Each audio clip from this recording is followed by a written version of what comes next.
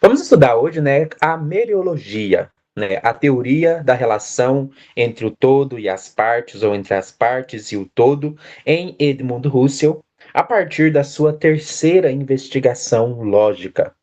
Olá, pessoal, meu nome é Bruno Sankey. Como eu disse a vocês, uma vez por mês, eu estarei trazendo aqui no YouTube um vídeo mais longo para tratar de algum assunto que demande mais tempo. E neste vídeo nós vamos estudar a terceira investigação lógica, que é uma investigação sobre meriologia. Não sei se vocês já ouviram falar de meriologia, mas meriologia é a parte da filosofia que estuda as relações entre as partes e o todos. Aqui a gente vai estudar o que são objetos compostos, o que são partes, qual que é a relação, quais são as leis que governam a relação entre partes e todos. Então, a área que estuda isso na filosofia nós chamamos de meriologia. Eu peço a você que deixe seu like no vídeo, compartilhe o vídeo com quem possa se interessar, se inscreva no canal, ative o sininho para receber novas notificações e na descrição do vídeo você encontra a minha chave Pix, caso deseje realizar uma doação de qualquer valor em agradecimento por este vídeo. Então vamos lá estudar um pouco, né, da terceira investigação lógica. Primeiro eu vou apresentar algumas ideias para a gente situar onde está essa questão da terceira investigação lógica. Depois eu vou falar um pouco a parte que a gente vai considerar como a introdução, né, mais breve. Então, a segunda parte, a primeira parte vai ser a introdução, a segunda parte vai ser a diferença entre objetos independentes e dependentes, e a última parte, ou terceira parte, será sobre os pensamentos para uma teoria das formas puras, dos todos e das partes. Esse é um texto um pouco mais denso, então peço a você que preste atenção, né? Se você quiser uma coisa aprofundada, você também pode fazer anotações durante o vídeo, mas eu vou tentar ser o mais claro possível para a gente entender aqui o pensamento do Husserl sobre a teoria do todo e das partes. Então, eu vou usar aqui de base um resumo que está no meu blog, deixa eu aumentar um pouco para ficar mais fácil de ler para vocês. Aqui, o que se segue, né, vai ser um resumo da terceira investigação lógica de Edmund Husserl, que é o pai da fenomenologia. A fenomenologia, né, é a escola de pensamento, né, que estuda como as coisas se mostram para nós no campo da consciência, a partir de um método que suspende os pressupostos e pressuposições que a gente tem que são suscetíveis à dúvida. Então, a fenomenologia é o estudo da consciência e daquilo que se mostra no campo da consciência a partir de um método que suspende os nossos preconceitos ou teses ou pré-juízos. Vamos pensar aqui o seguinte, né? O que aparece no campo da consciência? Né? O que aparece no campo da consciência? Ideias. Então, ideias, a gente chama de ideias tudo aquilo que aparece no campo da consciência. Porque eu não tenho como saber com certeza se o mundo externo existe. Mas eu sei que existe a minha consciência. Isso aí é uma coisa óbvia. É uma coisa que está dada por uma intuição pura de primeira pessoa. É claro que eu existo, é claro que eu sou uma consciência. É isso que o Descartes fala, né? Penso, logo existo. Isso não é uma inferência de um raciocínio, muita gente interpreta errado. Isso é uma coisa que a gente sabe de maneira imediata. Eu sou, eu estou aqui, eu penso, eu tenho consciência. Tudo pode ser uma ilusão, mas para ser uma ilusão eu tenho que ser um ser consciente, porque a ilusão é um estado da consciência. Né? A consciência não pode ser uma ilusão, porque a ilusão é um estado de consciência. Então, tudo pode ser uma ilusão, menos a consciência, porque se não existisse consciência, não existe ilusão. Né? Então, mas o que aparece, então, nesse campo da consciência, se a gente deixa de lado, coloca entre parênteses essa ideia, eu não sei se o mundo externo existe, isso aí é hipoqué. Vamos deixar, então, essa crença de lado. Mas eu sei o que aparece para mim. Aparece para mim ideias, objetos, pelo menos enquanto ideias. Né? Aqui tem um vidro de perfume, aqui tem um ursinho que parece uma cenoura. Eu não sei se existe de fato um ursinho lá fora, mas eu sei que existe a ideia de ursinho. Isso eu não tenho como duvidar. Aparece para mim uma imagem, alguma coisa aqui, que eu sinto, que eu toco, pelo menos a sensação eu tenho, de um ursinho. Posso estar numa Matrix, mas que tem alguma coisa, tem. Então vamos estudar esse campo, né? Esse campo que é o campo da consciência. O estudo desse campo da consciência, das leis desse campo da consciência, das estruturas desse campo da consciência, é o que a fenomenologia vai fazer, é o que a gente vai chamar de lógica. Lógica, aqui vem do jeito que era usado pelos modernos como Locke, como Hume. Se a gente lê Locke, se a gente lê Hume, a gente vai ver que lógica é o estudo da mente. só que de uma perspectiva filosófica, porque tem duas maneiras de estudar a mente. Você pode estudar a mente de uma perspectiva empírica, isso é a psicologia empírica faz isso, usa a introspecção, usa os métodos empíricos, mas eu posso estudar a mente não nas suas estruturas psicológicas empíricas, mas nas suas estruturas universais. Se eu estudar a mente nas suas estruturas universais, que não são estruturas empíricas, eu estou estudando o aspecto puro da mente. E isso é a fenomenologia nesse campo, nesse desenvolvimento aqui do pensamento do Husserl. Então, quando eu falo de lógica, eu estou falando de estudo da mente a partir de uma psicologia não empírica, a partir de uma fenomenologia pura, a partir das suas estruturas universais. Então, vamos pensar a mente purificada de tudo aquilo que é empírico. Tira tudo que é empírico. Tudo que foi empírico, a gente deixa de lado. Eu não sei se existe um objeto lá fora. Não sei se esse bichinho literalmente existe lá fora. Mas eu sei que a ideia pura, a ideia do ursinho existe aqui na minha mente. Então vamos ficar só com a ideia. Esquece os fatos. Né? O fato de que existe um ursinho lá fora, vamos deixar isso na gaveta. Isso que a gente chama de epoqué na fenomenologia. Vamos deixar na gaveta.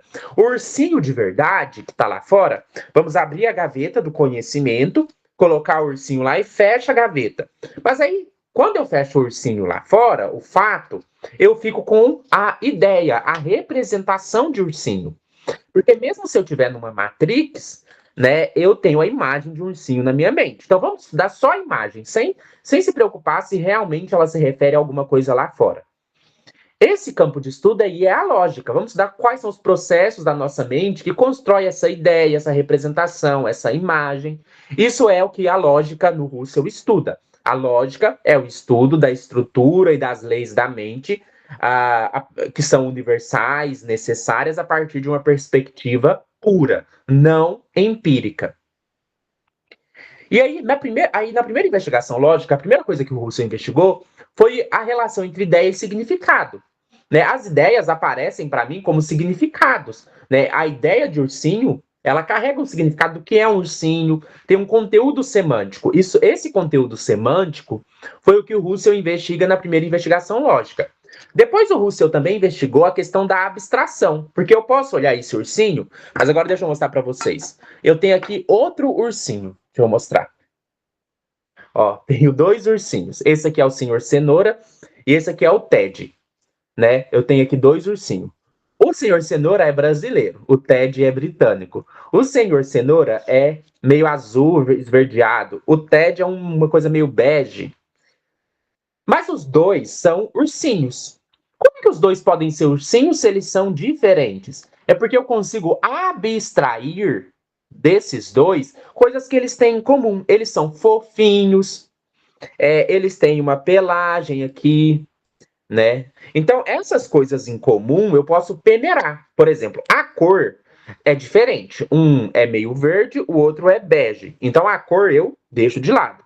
Esse processo que eu vou separando o que os dois têm em comum e aquilo que eles aquilo que é diferente eu tiro, é o que a gente chama de abstração. E como que a gente faz a abstração no caso do Husserl? A gente não vai fazer só com dois ursinhos. Né? Eu poderia pegar aqui mais um ursinho. Eu amo ursinhos. Vou até pegar aqui e mostrar para vocês. Esse daqui é o Puck.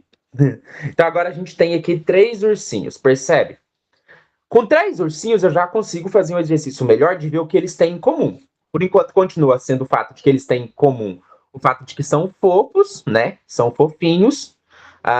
E que eles também têm um pelinho, uma pelugem aqui, não sei como é que ele chama isso. Eles têm aqui. Isso eles têm em comum.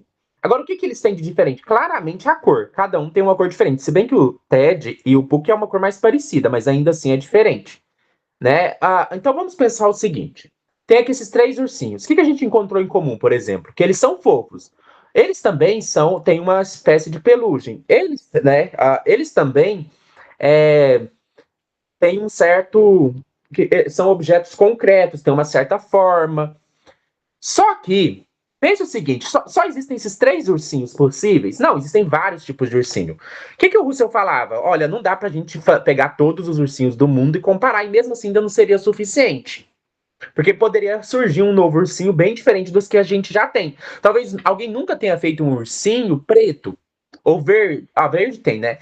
Mas com certeza Tem um ursinho preto também, mas vamos pôr uma cor aleatória, né? Ninguém nunca fez um ursinho rosa, faz de conta.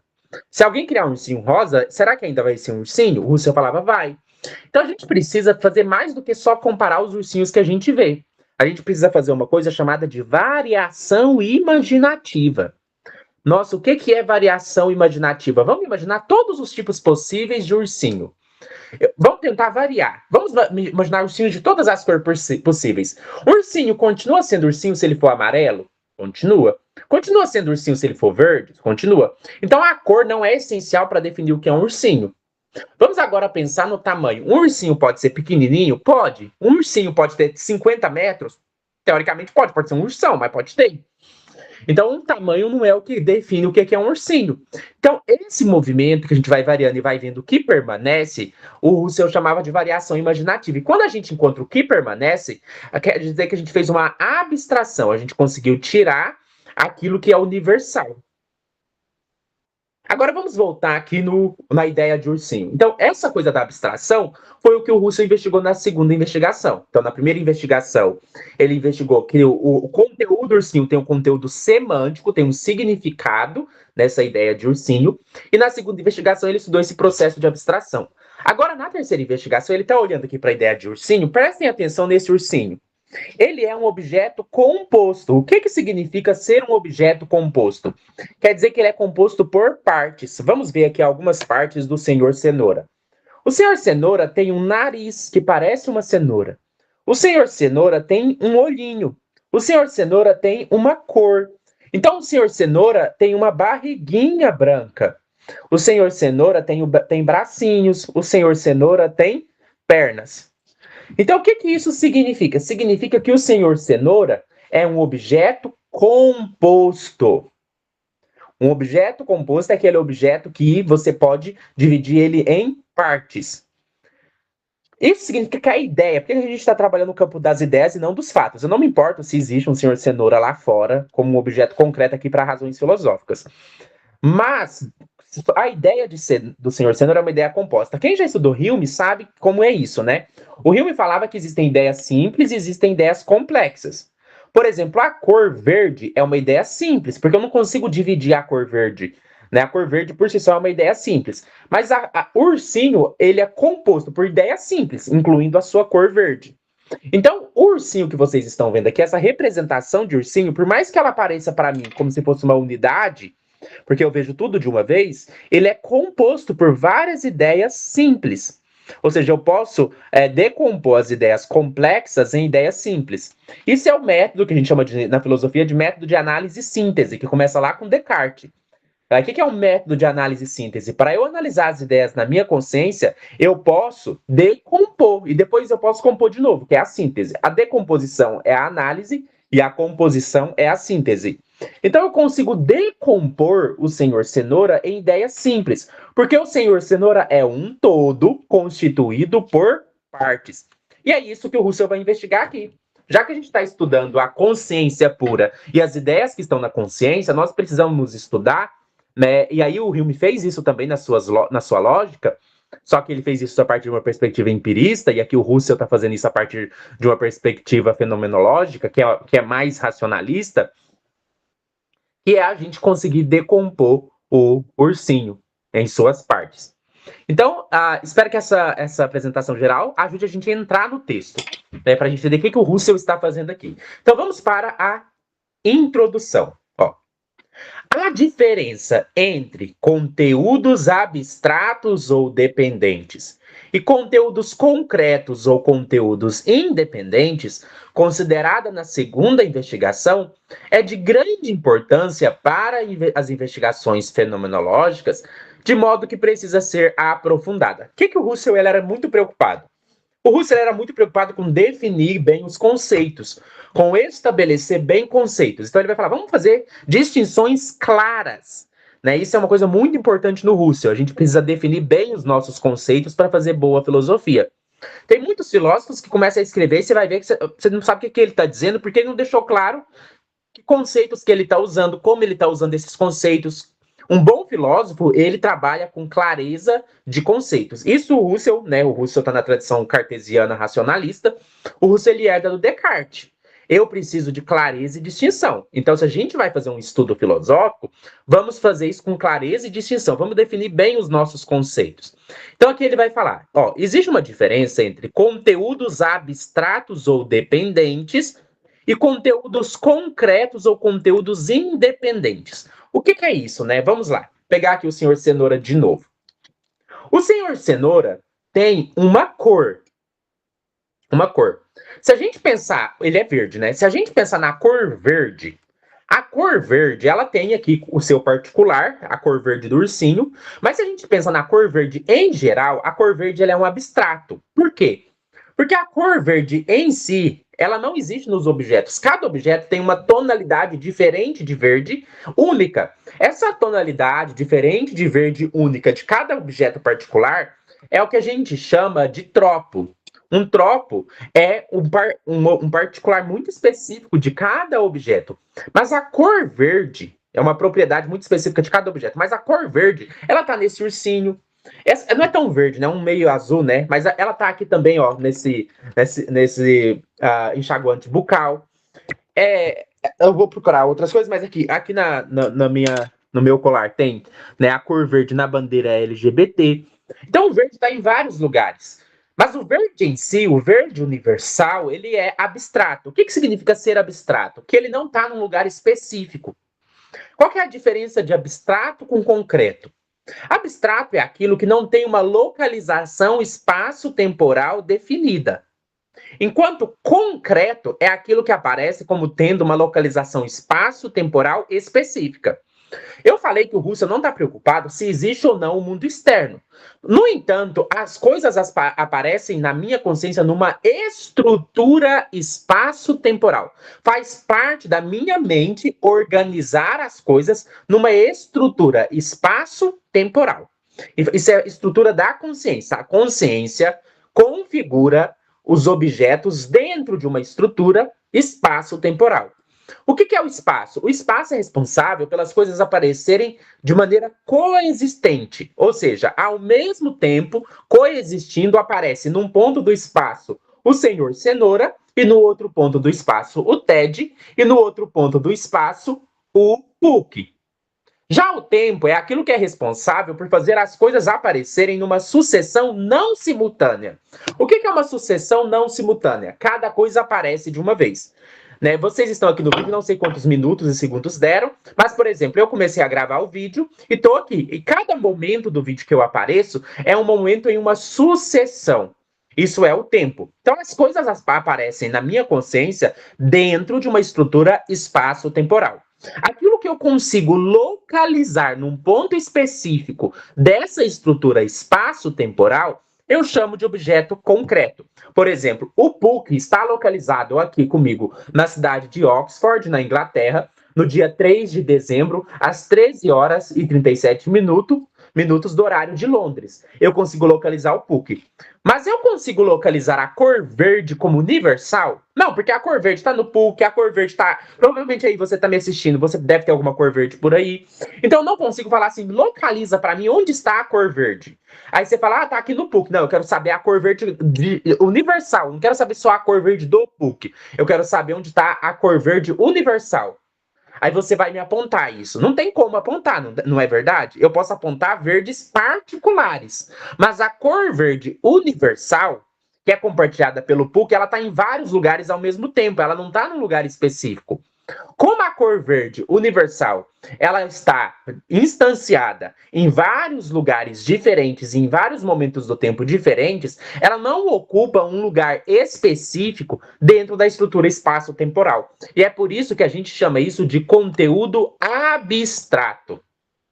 O conteúdo abstrato, cor verde, ele é um conteúdo dependente. Por que ele é dependente? Porque propriedades abstratas dependem de substâncias concretas para serem instanciadas. Por isso que essa diferença é fundamental. O que é um conteúdo concreto? É o Puck. O Puck, deixa eu pegar o Puck. O Puck é um conteúdo concreto. O senhor Cenoura é um conteúdo concreto, porque ele é um objeto concreto que eu consigo localizar num ponto específico do espaço-tempo. E aqui vai ser muito importante a distinção entre aquilo que, na minha ideia, é um conteúdo concreto, que vai ser o suporte das propriedades, e aquilo que é um conteúdo abstrato, que vai ser instanciado nesse conteúdo concreto. Essas palavras podem ser um pouco mais difíceis, mas é importante vocês terem clareza sobre isso. Um conteúdo concreto é um objeto que ocupa um ponto específico do espaço-tempo. O conteúdo abstrato aqui para nós vai ser a propriedade que vai ser instanciada no objeto. O que é uma instância? Uma instância é uma manifestação particular de um universal. A gente usa na filosofia o termo contração. O universal é uma coisa assim, universal, e ele se contrai porque ele se apresenta em instâncias particulares. Esse processo de contrair-se, de contraição, é o que a gente chama de instanciação. Então, na verdade, o universal ele se contrai e ele vai ser instanciado em objetos particulares, que são as instâncias particulares. E o que o objeto concreto é? O objeto concreto vai ser o suporte que vai instanciar, que vai permitir a instância da cor específica. Então, o objeto concreto ele é o suporte. E o objeto abstrato, ele é o universal que vai ser instanciado nos particulares. Por isso, Russell fala que o conteúdo abstrato também pode ser chamado de conteúdo dependente. Por quê? Porque a cor verde depende do ursinho para existir. Pelo menos na sua instância particular. O que o Russell quer dizer com isso? Não tem cor verde sem um objeto concreto. Não tem cor verde que não esteja instanciada. Toda cor verde faz parte de um objeto colorido. Não tem cor que não esteja em um objeto colorido. Isso, até se eu pedir para você agora imaginar uma cor. Imagina uma cor. Para você imaginar uma cor, você tem que imaginar pelo menos uma superfície na qual essa cor está. Você não consegue imaginar uma cor que não esteja instanciada num objeto concreto. Aqui lembrando que para o Russell não importa se a realidade externa existe. Por isso aqui também a gente inclui qualquer coisa, inclusive imaginária. Eu posso imaginar a cor de um unicórnio. Pense aí num unicórnio cor-de-rosa. O unicórnio vai ser o objeto concreto, porque na minha imaginação eu imagino o unicórnio dentro de um ponto específico do espaço e do tempo. Eu consigo imaginar um cenário onde o unicórnio está dentro. Mas a cor rosa do unicórnio, eu não consigo imaginar ela sozinha. Eu só consigo imaginar a cor rosa numa superfície, num objeto. Por isso a cor rosa ela é dependente. Já o unicórnio ele é independente, porque o unicórnio não depende da cor rosa para ser imaginado. Eu posso imaginar um unicórnio que não tenha uma cor rosa, que tenha uma outra cor. Então, eu poderia imaginar aqui o senhor Cenoura sendo cor de rosa. Então, o que acontece? A cor verde, eu não consigo imaginar ela sem estar num objeto. Mas o objeto concreto ele não depende da cor, porque ele é a substância que dá suporte para essa cor. Então, a diferença entre conteúdos abstratos ou dependentes e conteúdos concretos ou independentes, então o conteúdo abstrato dependente é a propriedade. E o conteúdo concreto independente aqui para a gente vai ser o objeto concreto, a substância. Isso foi considerado na segunda investigação e vai ser de grande importância nessa investigação. De modo que precisa ser aprofundada. Uma fundamentação mais profunda da diferença entre conteúdos dependentes abstratos e conteúdos independentes concretos conduz às questões fundamentais da doutrina pura, pertencente à ontologia formal do todo e das partes. Vamos entender isso daqui, ó. O que o Russell está falando? Uma parte importante da lógica, do estudo da estrutura pura da mente, requer o estudo da doutrina pura do todo e das partes. Essa doutrina, doutrina é um ensino, não é doutrina no sentido religioso, é uma teoria. A teoria pura, por que pura? Que não é empírica. Puro é aquilo que não é empírico. Então, o Russell aqui não está propondo uma psicologia empírica, mas sim uma psicologia não empírica, uma psicologia pura, uma psicologia fenomenológica. Essa psicologia pura, que a gente chama aqui de lógica, ela pertence a uma área da filosofia chamada de ontologia formal. O que é ontologia? Ontologia é o estudo do ser das coisas, é o que as coisas são, é a categorização daquilo que as coisas são. E essa ontologia ela é formal, porque ela estuda não os elementos empíricos, mas os elementos formais que todos os objetos compartilham. Quais são os elementos formais que todos os objetos compartilham? Número. Todo objeto tem uma quantidade, ou é um, ou é dois, por exemplo. Existe um Deus, só um. Ou pode existir 3 pessoas, se você acredita na Trindade. Existe 50 ursinhos, cada objeto é numericamente idêntico a si mesmo. Então, todo objeto, ele envolve uma estrutura numérica. Todo objeto composto, pelo menos, envolve uma relação de todo e parte. Esse estudo dessa estrutura formal de todos os objetos é o que a gente chama de ontologia formal. E uma parte da ontologia formal vai estudar a relação entre todos e partes, porque todo objeto tem uma relação de todos e partes. O único tipo de objeto que não tem uma relação de todos e partes é o objeto simples, porque ele não tem partes. Mas todo objeto composto possui uma relação de todo e partes. Então, o que o Russell está falando? A parte que a gente vai estudar agora, que é a doutrina pura do todo e das partes, é fundamental para a gente entender as ideias que aparecem no campo da consciência. Esse estudo é o que a gente chama de mereologia. Hoje a gente não usa a expressão doutrina pura do todo e das partes, a gente usa a expressão mereologia. Mereologia é a área da filosofia que estuda as questões fundamentais da doutrina pura, do todo e das partes, pertencente à ontologia formal. Então, o que a gente vai estudar aqui se chama mereologia. Vamos agora, então, para a primeira parte do texto e para a segunda parte do vídeo, que é sobre a diferença entre os objetos independentes e dependentes. Vamos entender isso melhor. Os objetos podem encontrar-se uns em relação aos outros na relação de todos ou de partes. Então, agora vamos pensar na parte mereológica. Primeira coisa, o que os objetos têm? Os objetos têm partes e têm o todo. Por exemplo, o senhor cenoura é o todo. O seu narizinho, o seu olhinho, a sua cor, a sua barriguinha são as partes. O termo parte pode ser entendido como tudo que em um objeto se pode distinguir. Tudo aquilo que eu consigo distinguir no senhor cenoura, a sua cor, a sua textura, o seu olhinho, é a parte. Os objetos compostos são aqueles que possuem partes. Então, o senhor cenoura é um objeto composto. Eu, Sankey, sou um objeto composto. Meu celular é um objeto composto. Enquanto os objetos simples são aqueles que não possuem partes. Quais são os objetos simples? A cor azul, por exemplo, é um objeto simples, porque é uma ideia simples. Deus é um objeto simples. Sabiam disso? Porque Deus não é composto por partes metafísicas. Deus não é complexo, ele não tem partes. Deus do teísmo clássico, pelo menos, é simples. As relações entre as partes dos objetos compostos podem ser de diferentes tipos. Então, o que o Russell está fazendo aqui? Uma taxonomia.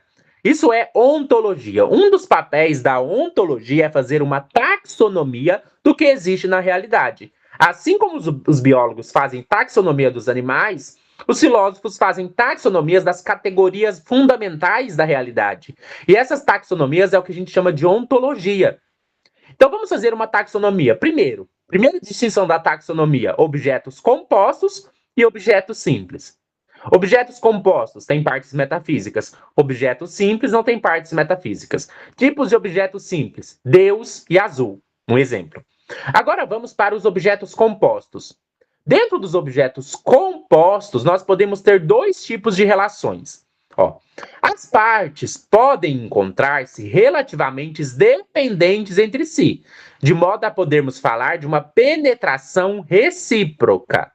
Ou podem encontrar-se relativamente independentes umas em relação às outras, de modo a possuírem o caráter de pedaços entrelaçados entre si.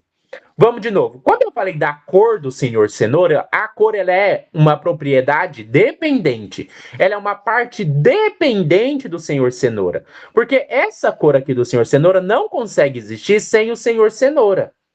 Porque ela depende da superfície do senhor cenoura. Eu não consigo extrair a cor sozinha. Agora, quando eu pego uma... Aqui eu não vou ter como mostrar, mas quando eu pego uma cadeira, por exemplo, uma cadeira de madeira, e eu serro um pedaço da cadeira de madeira e tiro, esse pedaço de madeira da cadeira, ele vai continuar existindo de maneira independente.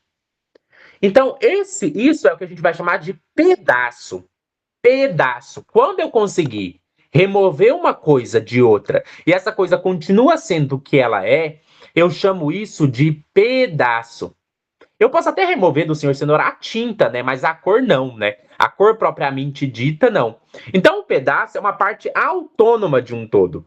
Por exemplo, que eu consigo tirar e ela continua sendo o que ela é. Aqui tem a parede, né? Se eu conseguisse quebrar essa parede e tirar um tijolo, esse tijolo ia eu conseguir continuar sendo tijolo mesmo não estando na parede. O fato de um tijolo continuar sendo um tijolo mesmo não estando numa parede faz dele uma parte autônoma do todo. Então a gente chama isso de pedaço. Da mesma maneira, se eu conseguir tirar, sei lá, um fio de cabelo meu, esse fio de cabelo continua sendo um fio de cabelo. Mesmo estando separado do todo do meu cabelo. Então, quando isso acontecer, a gente chama isso de pedaços. É uma parte autônoma de um todo. Agora, quando isso não pode acontecer, a gente vai chamar isso de momento. Momento é quando algo só existe como parte do todo, que não tem como você remover. Por exemplo, né? A cor do Senhor Cenoura é um momento nesse sentido. Eu não consigo separar, por exemplo, a sensação de dor da consciência. Né? Não existe dor sem consciência. Um ser sem consciência não sente dor. Porque dor, por definição, é um estado desagradável da consciência. O que é dor? Dor é um estado desagradável da consciência. É possível ter dor sem consciência? Não. Então você não consegue separar a dor da consciência. Por isso a dor não é um pedaço. A dor é um momento. A cor do Senhor Cenoura é um momento. Então, a gente vai chamar isso de momento, quando há essa penetração recíproca. Quer dizer que a coisa você não consegue separar e ela continua sendo o que ela é. Então, o momento é uma parte abstrata, não autônoma, que só existe como um aspecto do todo.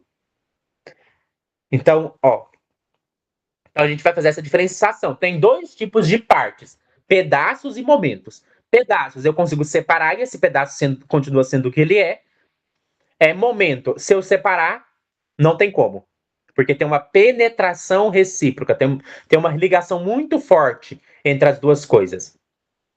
Alguns conteúdos são pensáveis apenas como partes. Isso aqui também vai ser muito importante, isso aqui vem do Berkeley, que é aquela capacidade nossa de pensar as coisas de maneira separada. É o princípio da separabilidade. Gravem isso, vem do Berkeley. O que é o princípio da separabilidade?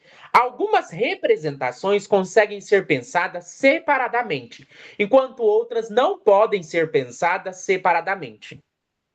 Por exemplo, eu não consigo pensar a ideia de ser humano sem pensar na ideia de racionalidade, porque a racionalidade é parte integrante do conceito ou ideia de ser humano.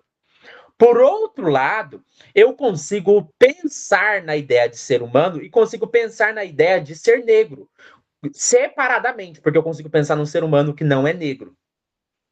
Então, essa capacidade minha de pensar certas representações juntas ou separadas vai dar origem no Berkeley ao princípio da separabilidade. E muita gente confunde quando o Kant fala de juízos sintéticos e a priori, porque eles não entendem o princípio da separabilidade e acham que o Kant está falando besteira. Quando o Kant fala, por exemplo, que existem juízos sintéticos e juízos analíticos, ele está pensando no princípio da separabilidade.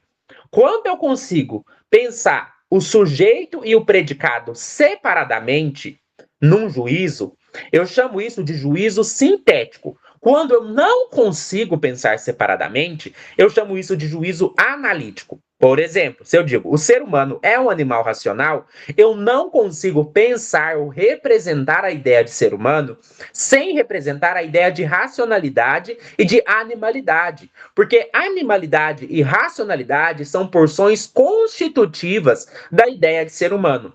Por outro lado, quando eu falo 2 mais 5 é 7, eu consigo representar o número 2 e consigo representar o número 5 separadamente do número 7. Por isso que para o Kant, juízos matemáticos são sintéticos, porque eu consigo representar as partes separadamente. Então, quando eu consigo representar as partes de um juízo separadamente, esse juízo é sintético. Quando eu não consigo representar as partes de um juízo separadamente, esse juízo é analítico. Isso muda tudo, porque tem muita gente que acha que sintético e analítico no Kant é semântica. Não, sintético e analítico no Kant é mereológico. E é por isso desse erro de interpretação semântico que muita gente acha que o Kant está falando besteira quando ele fala que os juízos da matemática são sintéticos. Não, o Kant não está falando besteira. É porque para o Kant, sintético e analítico não é meramente uma questão semântica, é uma questão de representação mereológica. Vamos lá. Alguns conteúdos são pensáveis apenas como partes. Tem conteúdos que eu só consigo pensar eles como partes. Eu não consigo representar eles sem que eles sejam partes de uma coisa. É o exemplo que eu dei, por exemplo, da cor. Eu não consigo pensar a cor sozinha. Eu só consigo pensar a cor como parte de outra coisa. Da mesma maneira, a dor. Eu não consigo pensar a dor sozinha. Eu só consigo pensar a dor se há alguém que está sofrendo essa dor. Se existe uma consciência dessa dor. Então, existem coisas que eu não consigo pensar a não ser como partes. São aquelas nos quais a modificação ou supressão de pelo menos um dos conteúdos dados em conjunto com ele teriam de modificá-lo ou suprimi-lo. Então, por exemplo, se eu removo a consciência, eu suprimo a dor. Não tem dor sem consciência. Se eu removo o senhor cenoura, eu removo a cor. Tudo bem, talvez dê para eu modificar e pensar em uma outra coisa verde. Por isso ele fala, ou você vai ter que modificar, então tira o senhor cenoura e coloca um outro objeto para ter essa cor verde, ou você vai ter que suprimir. Não tem como existir isso sem esse objeto.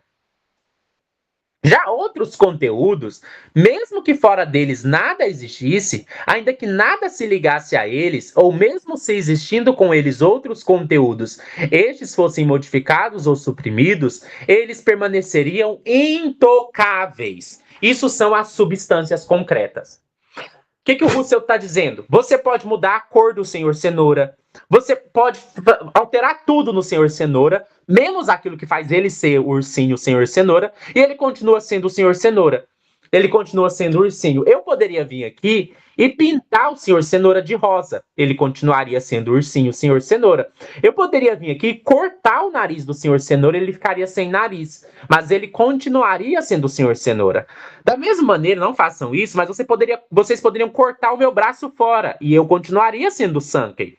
Vocês poderiam arrancar uma orelha minha e eu continuaria sendo o Sankey. Então o Sankey permanece intocável. Né? Eu consegui modificando o Sankey na minha imaginação, só na imaginação, não faça isso no mundo real. Pense o Sankey sem orelha, pense o Sankey sem nariz. Então esses conteúdos, mesmo que só existisse o Sankey, ainda que nada tivesse além do Sankey, ou se o Sankey existisse com um monte de outra coisa, se você vai modificando essas propriedades do Sankey, ele permanece sendo o Sankey. Então o Sankey é algo que você consegue representar por si mesmo. Por isso que a gente chama de conteúdos independentes. Os conteúdos independentes são partes de complexos representativos. Isso aqui vem lá do Hume. Os conteúdos independentes são complexos de ideias ou de representações, que são dados em conjunto na consciência. De uma vez só eu vejo o senhor cenoura inteiro, com todas as suas partes, embora sejam captados de maneira separada de acordo com suas naturezas próprias. Isso é uma coisa que a gente não percebe porque acontece em nível subconsciente, mas é óbvio que o senhor cenoura não foi dado de uma só vez para mim. Primeiro, os meus olhos tiveram que captar a cor do senhor cenoura. Depois, os meus olhos também tiveram que captar o formato do senhor cenoura. As minhas mãos tiveram que captar a textura do senhor cenoura. O meu nariz teve de captar o cheiro do senhor cenoura. Cada parte chegou separadamente lá no meu cérebro. Mas, em algum momento houve uma síntese dessas partes para produzir o objeto completo na minha mente. Essa síntese do que veio de vários sentidos é o que a gente chama de síntese intermodal. Várias ideias simples, como a cor, como o cheiro, o formato, vindas de diferentes sentidos, foram combinadas pela minha imaginação, pela faculdade da imaginação, para formar o objeto completo que nós chamamos de Senhor Cenoura. Então, eles chegaram separados, mas a nossa mente vê tudo de uma vez. Isso é muito lindo, né? Por isso que a gente não percebe que o Senhor Cenoura é uma construção. Porque a gente vê o Senhor Cenoura de uma vez, mas ele é uma construção. Meus olhos só captaram primeiro a cor, cada parte de cada vez. O Senhor Cenoura é um objeto construído pela minha mente. Por outro lado, os conteúdos dependentes não possuem tal separabilidade direta ao serem dados em conjuntos na consciência. Então, algumas coisas eu consigo separar de maneira direta. Tudo é separável em ideia simples. Se é composto, dá para você separar em ideia simples. Só que algumas separações são diretas, diretamente eu consigo separar as partes do Senhor Cenoura, e algumas são indiretas. Eu não consigo fazer essa separação diretamente, porque elas estão tão intercruzadas que é difícil da gente separar. Então, esse é o princípio da separabilidade. Ó. A separabilidade, é importante dizer, não significa senão que podemos fixar de forma idêntica determinado conteúdo na representação, por variação ilimitada dos conteúdos ligados, e o mesmo diz que ele se mantém intacto através da supressão de qualquer consistência de conteúdos ligados. O Kant usou essa questão do princípio da separabilidade para distinguir os juízos sintéticos dos juízos analíticos. Os juízos sintéticos são aqueles nos quais as partes que compõem esse juízo podem ser representadas separadamente, enquanto os juízos analíticos são aqueles que as partes que compõem esse juízo não podem ser representadas separadamente. Por isso, quando eu digo o homem é um animal racional, eu tenho um juízo analítico, porque eu não consigo separar da ideia de ser humano a ideia de racionalidade, não consigo separar de maneira direta. Depois eu vou explicar, dá para separar indiretamente. Mas no caso o ser humano é negro, são ideias que eu consigo pensar separadamente. Por que eu falei direta ou indiretamente? Porque indiretamente você consegue decompor a ideia de ser humano. Você consegue pegar animal, racional. Só que essa é uma decomposição analítica. Né? Você está decompondo o que já está dentro do conceito. Essa decomposição analítica ela é indireta. Só que o que o Russell falava, né? O Kant usou o princípio da separabilidade para fazer essa separação de juízo sintético analítico, e a gente também pode usar o princípio da separabilidade para encontrar a essência das coisas. Então, de novo, eu pego o senhor Cenoura, eu tenho a ideia do senhor Cenoura, eu tenho a ideia do que é um ursinho. Aí eu posso falar, o que eu consigo separar da ideia de ursinho? Eu consigo separar a cor da ideia de ursinho? Consigo, porque um ursinho pode ser rosa, pode ser verde. Então eu consigo representar um ursinho com diferentes cores. Só que tem coisas que eu não consigo separar da ideia de ursinho. Talvez ser fofinho seja uma coisa que todo ursinho tem que ser. Então, ser fofo, vamos supor que seja assim, não tenho certeza, mas vamos supor que ser fofo é uma ideia essencial, a ideia de ursinho. Essa ideia eu não consigo separar da ideia de ursinho. Elas estão juntas, elas estão penetradas. Então, esse princípio nos permite distinguir aquilo que é essencial de uma ideia daquilo que é acidental numa ideia. Algo é essencial uma ideia se eu não consigo representar essa ideia sem esse algo. Eu não consigo representar um ursinho sem fofura. Não consigo ter a ideia de ursinho sem a ideia de fofura. Por outro lado, eu chamo de acidental uma ideia que pode ser separada da sua ideia núcleo. Então, por exemplo, a ideia da cor verde pode ser separada da ideia de ursinho. Porque você pode ter um ursinho que não é verde. Ó, olha o que o Russell diz. As nossas distinções entre conteúdos dependentes e independentes se relacionam, em primeiro lugar, com o ser das singularidades individuais pensado em universalidade ideal. Isto é, singularidades tomadas como singularidades de ideias. Isso aqui foi muito importante. O Russell não está preocupado com fatos. O Russell está preocupado com ideias. Se existe um senhor Cenoura fora de mim, isso não importa. O que importa é que na minha consciência existe a ideia do senhor Cenoura. Por isso ele fala, né, que essas singularidades individuais precisam ser pensadas na sua universalidade ideal. Ou seja, como a ideia do ursinho Senhor Cenoura pode aparecer a todos nós que somos sujeitos. Como essa ideia pode aparecer para todos nós. Ela está aparecendo aí para você. Você está vendo aí o Senhor Cenoura. Ela está aparecendo para mim. E ela poderia aparecer hipoteticamente a todo sujeito que consiga ver. Então, essa coisa da ideia, como ela poderia aparecer para todas as consciências que pudessem ter acesso a ela, é o que nós vamos chamar de universalidade. E o fato dela ser uma ideia e não um fato é o que a gente chama de ideal. Então, o ursinho, senhor cenoura, é tomado como universalidade ideal, que é o que importa aqui para a gente. Assim, tais distinções transportam-se para falar em ideias dependentes e ideias independentes. Isso aqui é muito importante, né? Eu expliquei essa distinção entre uma ideia que é independente, uma ideia que pode ser representada por si mesmo, e uma ideia dependente, uma ideia que não pode ser representada por si mesma.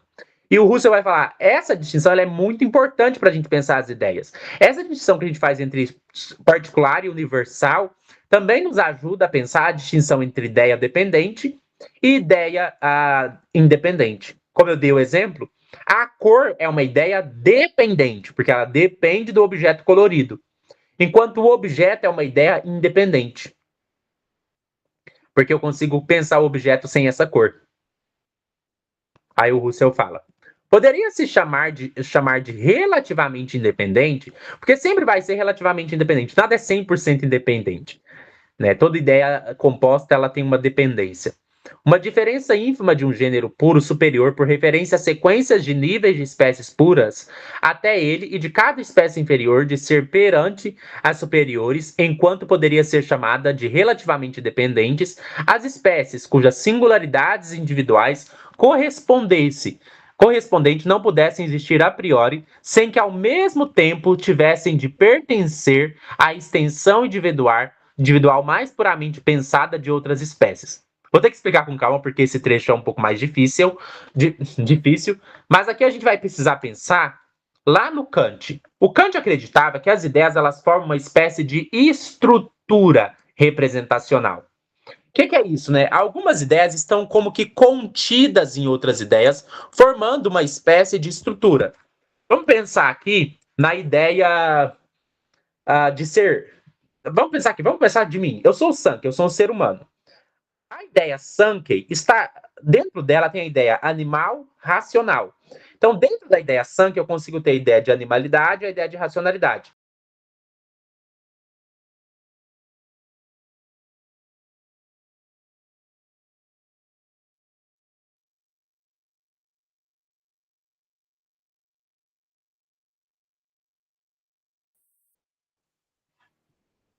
Acho que tinha caído, né? Deixa eu voltar aqui. Como eu estava falando, a gente tem uma hierarquia, uma espécie de hierarquia de ideias. Então, dentro, por exemplo, eu consigo pensar as ideias numa espécie de hierarquia de ideias. Numa hierarquia cognitiva em que uma ideia está contida dentro de outra. Então, por exemplo, vamos pensar que eu tenho a ideia de cor. Dentro da ideia de cor eu tenho a ideia de vermelho, verde. Então, a ideia de cor forma um gênero. E a ideia de vermelho, verde, azul são as espécies desse gênero. Então, eu consigo montar uma espécie de hierarquia taxonômica, alguma coisa assim. Então, eu tenho a ideia de Sankey está dentro da ideia de ser humano, a ideia de ser humano está dentro da ideia de animal, a ideia de animal está dentro da ideia de ser vivo, a ideia de ser vivo está dentro da ideia de ser físico, a ideia de ser físico está dentro da ideia de ser em geral. Poderia ser assim.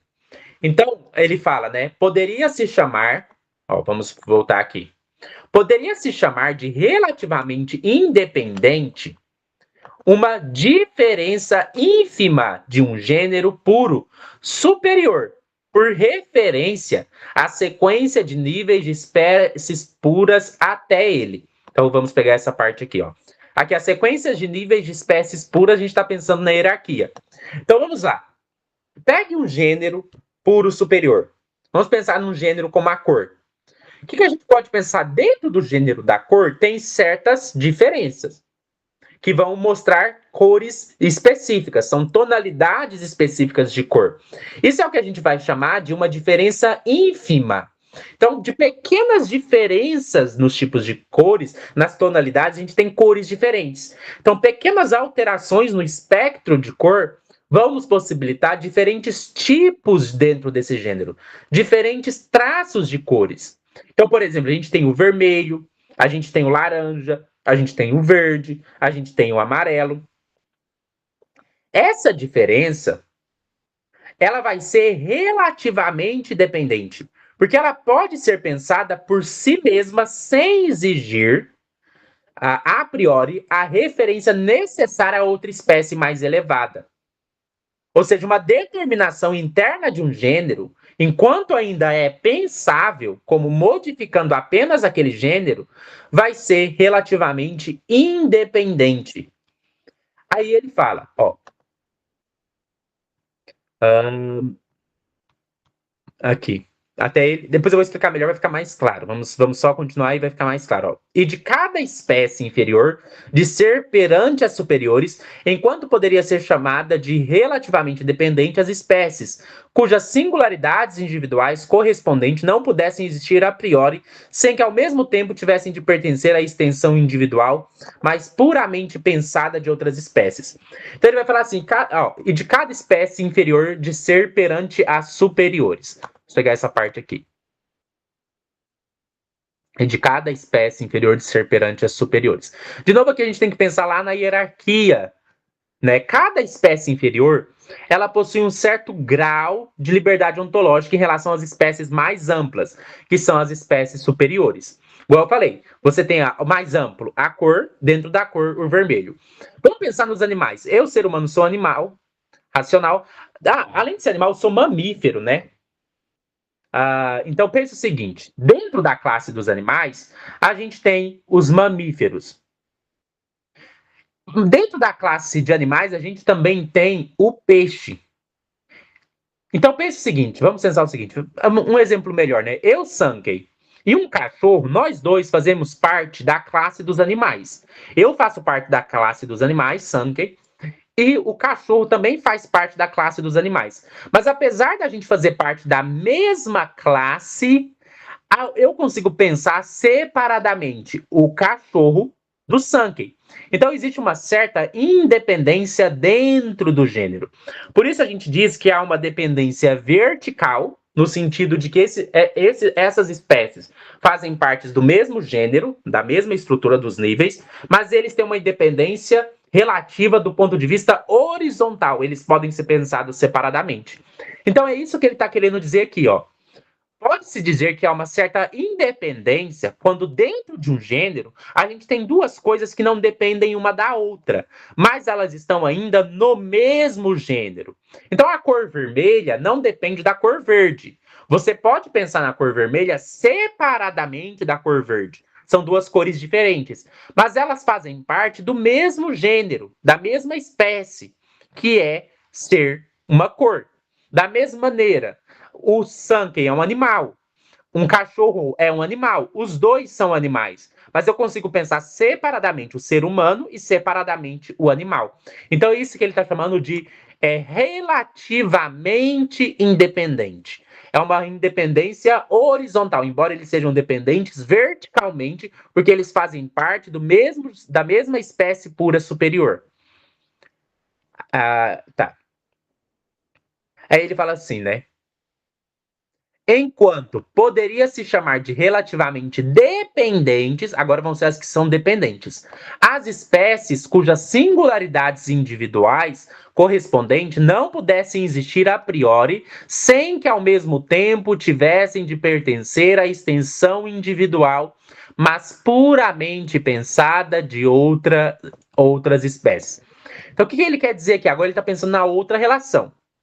Ele está pensando aqui nas relações dos indivíduos que as instanciam não poderem existir por si só, a menos que ao mesmo tempo pertençam à extensão, ou seja, ao conjunto de indivíduos possíveis de outras espécies. Ele está falando aqui de uma dependência que não seja apenas vertical, mas também horizontal. Então vamos lá. Aqui nos dois casos vai ter dependência vertical. Quer dizer que a gente está pensando em particulares ou instâncias de uma mesma espécie, de uma mesma classe, de um mesmo gênero. Então vamos de novo. Vamos pensar lá no gênero animal. Dentro do gênero animal eu tenho humano e eu tenho cachorro. Eu consigo pensar separadamente o humano do cachorro. Então eles têm uma independência horizontal. Mas eles têm uma dependência vertical, porque os dois fazem parte do mesmo gênero, do mesmo nível superior na classificação. Por outro lado, vai ter casos em que, se a gente pensar dois gêneros, ou duas instâncias específicas, eu só consigo pensar elas juntas, mesmo que seja horizontalmente. Então, eu falei, por exemplo, da cor verde e da cor vermelha. Mas agora pense uma coisa como vermelho e alaranjado. Vermelho e alaranjado já é diferente de pensar a diferença de vermelho e verde. Porque eu estou pensando simultaneamente o vermelho e o laranja numa coisa só. Então, eu não consigo, no vermelho e alaranjado, eu não consigo pensar separadamente o vermelho e o laranja. Porque a cor vermelha e alaranjada, ela tem o vermelho e o laranja juntos, e eu não consigo separar. Eu só consigo pensar o vermelho e o alaranjado pensando a vermelhidão e o alaranjado juntos. Portanto, isso é uma dependência horizontal. Outro exemplo, né? Quando eu penso na ideia de professor e na ideia de pessoa, eu não consigo pensar separadamente a ideia de professor e a ideia de pessoa. Porque eu não consigo pensar um professor que não seja uma pessoa e uma pessoa que não seja um professor. Então, essas ideias, elas são dependentes. É isso que ele quer dizer aqui. Elas não podem existir sem, ao mesmo tempo, estarem na mesma extensão. E aí ele continua. Ó, a diferença entre os conteúdos dependentes e independentes se cruza com a diferença entre os conteúdos que intuitivamente se separam dos conteúdos que se ligam e os conteúdos que se fundem, que neles transbordam em separação. Tal separação intuitiva repousa muitas das vezes na descontinuidade. Então, deixa eu descer um pouquinho mais aqui para vocês verem melhor. Eu não sei se está aparecendo o texto bem. Bom, pronto. Aqui, de novo, aparece a questão do princípio da separabilidade. O intuitivamente, intuição na filosofia é como a nossa mente percebe as coisas. Então, aqui ele está pensando em como a nossa mente ela percebe os objetos. E eu tinha dito que vem lá do Berkeley, o princípio de separabilidade é: será que eu consigo representar uma coisa sem representar a outra? Eu já falei, por exemplo, a ideia de ser humano ela pode ser representada, mas ela sem a ideia de negro. Mas a ideia de ser humano não pode ser representada sem a ideia de racionalidade. A ideia de vermelho alaranjado não pode ser representada sem a ideia de vermelhidão e laranjidade. Sei lá como é que fala. Então, isso são ideias que não podem ser representadas separadamente, elas não podem ser intuídas, percebidas. Aqui, intuição não é tipo assim, eu sinto no meu coração que é assim. Não, intuição aqui significa se sua mente consegue perceber essas ideias separado ou não. E perceber não é no sentido subjetivo, é no sentido objetivo. Por isso, intuição é uma palavra bem difícil, né? Mas é uma percepção objetiva. Eu consigo perceber, intuir essas ideias separadamente ou não. Então, intuição aqui não é subjetiva, não é um mero símil. Intuição aqui é a percepção objetiva da mente. Você consegue perceber separadamente essas duas ideias ou não? Então, primeiro ele fala, então essa distinção entre conteúdos independentes e dependentes, ela vai ser muito importante, que ela vai cruzar com a distinção aqui entre a questão da representação, separado ou não. A gente já distinguiu aqui os conteúdos independentes e os conteúdos dependentes. Os conteúdos independentes são aqueles que podem existir ou ser intuídos de modo separado. Lembrando, de novo, intuir aqui não é mera intuição subjetiva, é ser capaz de perceber com os olhos da mente de maneira objetiva. Eu não consigo pensar separadamente, eu já disse, algumas coisas. Se eu consigo pensar separadamente, é um conteúdo independente. Eu consigo, por exemplo, pensar um tijolo separadamente da parede. Então, o conteúdo tijolo é independente do conteúdo parede. Por outro lado, alguns conteúdos são dependentes. São aqueles conteúdos que não podem ser pensados, representados sem o outro. Eu não consigo pensar uma cor sem uma superfície colorida. Eu não consigo pensar a dor sem a consciência. Eu não consigo pensar a ideia de ser humano sem a ideia de racionalidade e animalidade. E eu não consigo pensar. Esses exemplos são exemplos de conteúdos dependentes. São aqueles que não podem existir por si mesmo. E aí ele vai dizer que essa distinção ela se cruza com a distinção entre conteúdos que se fundem.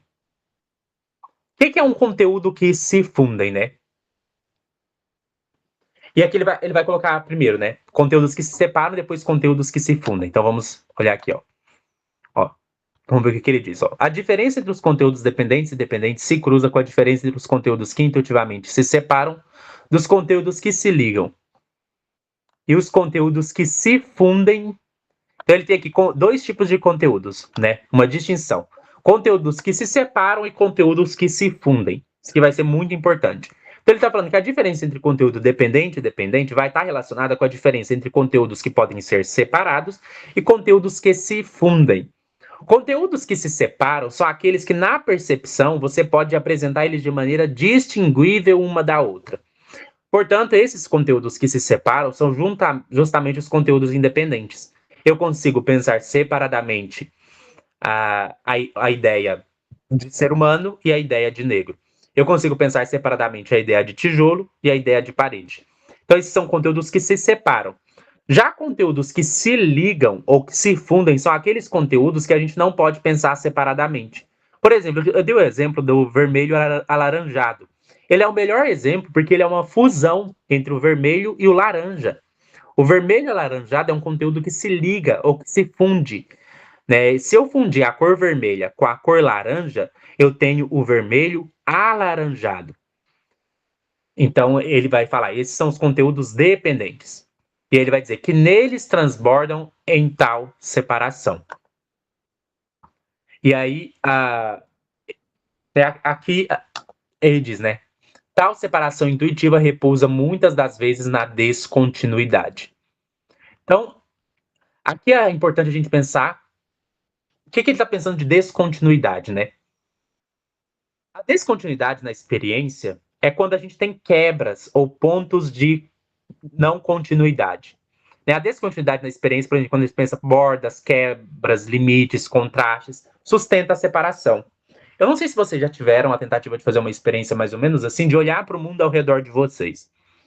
Existe um exercício fenomenológico que consiste em você contemplar o mundo ao seu redor e tentar perceber o mundo apenas como cores.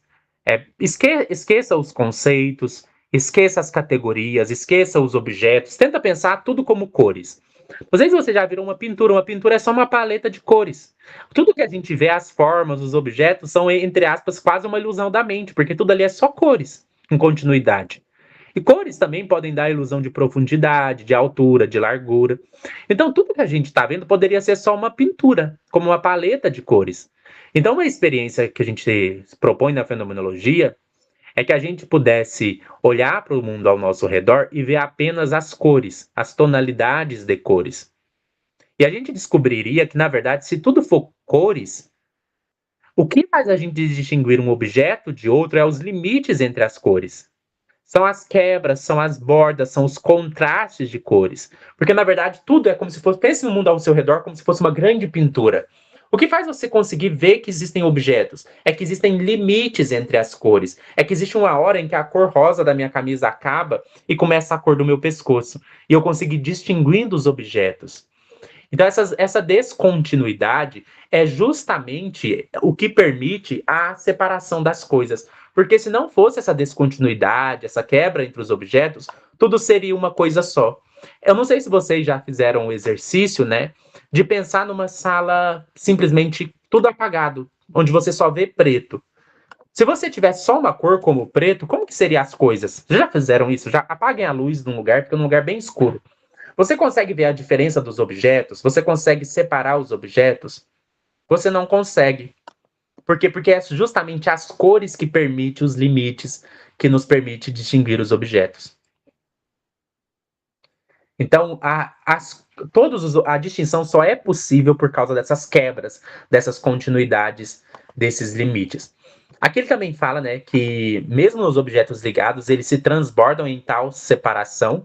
Aqui ele quer dizer, né, e aqui é bastante interessante, que mesmo quando a gente está pensando nos conteúdos que se fundem, alguns conteúdos, mesmo quando eles estão fundidos de um todo, eles possuem uma certa força própria de individuação.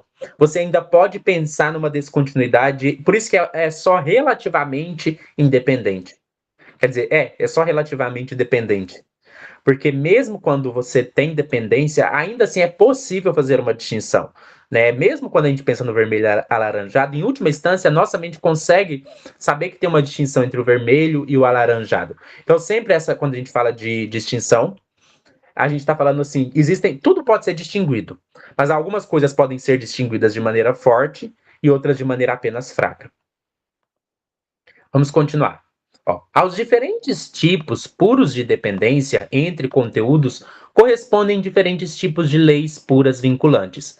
As leis podem dizer respeito às categorias materiais, conceitos que respeitam o conteúdo, como casa, árvore, cor, som, espaço, sensação, sentimento, ou a categorias formais, conceitos de qualquer coisa, um objeto, qualidade, relação, enlace, multiplicidade, número, ordem, todo, parte, grandeza. De modo que se pode falar em leis materiais e leis formais. O que o Russell está falando? Quando a gente estuda a relação entre todos e partes, a gente tem um aspecto formal, que é compartilhado por todos os objetos, e um aspecto material, que é dado por aquilo que é específico daquele objeto. Então, todos os objetos têm forma, todos os objetos compostos têm uma relação entre todos e partes, todo objeto tem número, e isso tem tamanho, isso é o que a gente vai chamar de aspectos formais, faz parte da estrutura de todos os objetos. Já as categorias materiais são aquelas que fazem parte do conteúdo de um objeto específico, como a sua cor, como o seu formato específico, não o seu formato geral, não o fato dele ter um formato, como o seu cheiro, tudo isso faz parte do conteúdo material. E por isso a gente pode falar de leis formais, que são aquelas leis da nossa mente responsável por configurar esses objetos nos seus aspectos formais, de leis materiais, que são aquelas leis relacionadas a como a gente processa esses conteúdos. As categorias materiais se relacionam com as disciplinas sintéticas a priori, ontologias materiais. Aqui o Russell está sempre pensando nas estruturas necessárias da consciência que configura os objetos. Se a gente pensa no conteúdo material, a gente vai ter disciplinas sintéticas a priori, que são responsáveis por pensar os aspectos materiais no objeto, especialmente, né, em relação àquilo que ele tem de universal na sua cor, aquilo que ele tem de universal no seu aspecto espacial. E as categorias formais se relacionam com as disciplinas analíticas a priori, que são as ontologias formais, que estudam a relação de número, ordem, grandeza, todo, parte. Por fim, pode-se falar das leis analíticas, que são proposições incondicionalmente universais, que não contêm senão conceitos formais. Então, o Russell aqui está seguindo a distinção do Kant, que acreditava na existência de juízos sintéticos a priori. Mas aqui vai ser muito importante que a gente tenha clareza do que quer dizer a priori, do que quer dizer a posteriori, e também do que quer dizer analítico e do que quer dizer sintético. Como eu disse para vocês, algo é analítico quando eu não consigo pensar as partes desse juízo separadamente. Então, eu vou chamar isso de analítico, que são as definições, que são os conceitos. Então, quando eu defino alguma coisa, eu estou trabalhando com leis analíticas, que são proposições universalmente necessárias, baseadas nas definições que eu tenho de coisas. Por outro lado, eu tenho os juízos sintéticos. Os juízos sintéticos é aqueles que envolvem uma ampliação para além daquilo que já está contido na representação. É quando as partes dos juízos podem ser representadas separadamente.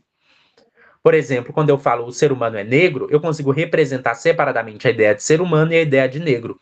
Por isso, o juízo o ser humano é negro é um juízo sintético. Juízo sintético, eles podem ser tanto a priori quanto a posteriori, enquanto todos os juízos analíticos são a priori. Um juízo a priori é um juízo que não envolve a cognição de uma categoria sensorial particular.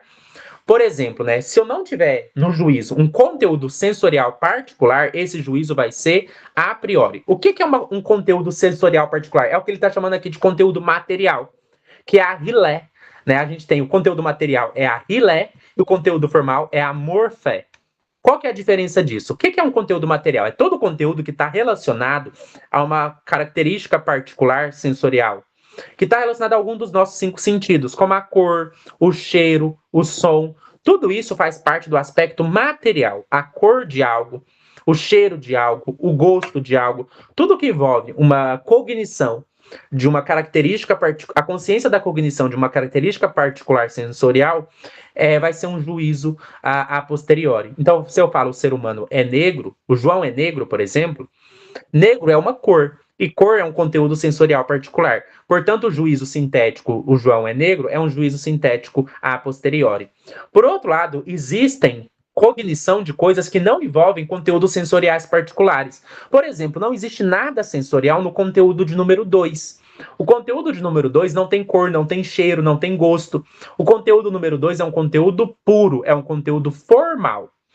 Por outro lado, eu posso ter juízos sintéticos com conteúdos formais, como 2 mais 5 é igual a 7. Porque eu consigo pensar separadamente as partes desse juízo. Eu consigo pensar separadamente ou representar separadamente o número 2, o número 5, o número 7 e o conceito de soma. Como essas coisas podem ser representadas separadamente, a gente tem um juízo sintético, mas ele é um juízo sintético formal, porque não está contido nesse juízo sintético nada de material. E é isso que permite a gente distinguir disciplinas sintéticas a priori, né, que vão lidar com conteúdos de ontologias materiais, e as categorias formais, que se relacionam com as disciplinas analíticas a priori. Aqui, a gente tem a ideia de que existem leis formais, que são leis da ontologia formal, que estruturam todos os objetos possíveis, e leis materiais, que são leis que valem para tipos específicos de conteúdos. Então, por exemplo, o que é uma lei formal? E aqui vai ser importante, o Russell vai distinguir lei formal de lei material. Lei formal é uma lei que estrutura todos os objetos possíveis. Então, uma relação exige termos relacionados. Isso é uma lei formal. Já uma lei material, ela vale para tipos específicos de conteúdo. Então, uma lei material, ela vai estar lidando, por exemplo, com a cor, né, que é um conteúdo material. E a gente pode ter toda a cor tem extensão no espaço visual.